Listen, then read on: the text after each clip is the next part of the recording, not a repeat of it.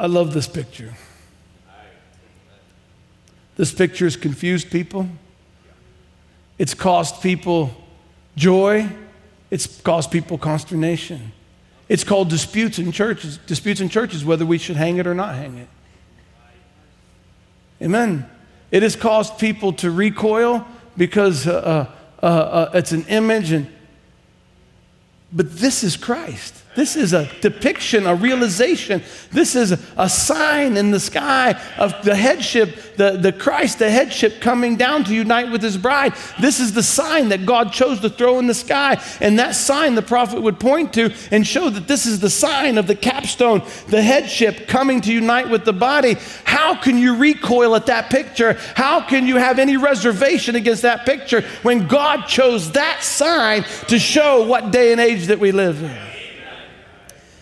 It's not something we should be ashamed of. It's not something that we should recoil from. Amen. It can be a conversation starter. It's not something to avoid. This is one of the greatest things that's ever happened in the humanity of mankind. Amen. And God made sure it was on display. Amen. It was God who had them take a picture of that. It was God who displayed it himself. It was God who had them collect, I don't remember how many dozens and dozens of photographs. It was God who had them put it in Life magazine. Amen. None of us had it put in Life magazine. God had it put in Life magazine.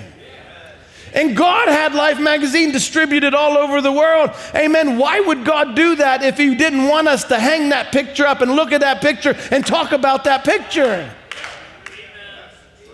He's the one who hung in the sky. He's the one who had him take a picture. He's the one who had a scientist from the University of Arizona who happened to be a meteorologist look at it and say, that cloud is impossible. You know what? He didn't have to be looking up that day. He didn't even have to be in Arizona. He didn't even have to be a meteorologist. But God put him there to point to that and say, that's not possible.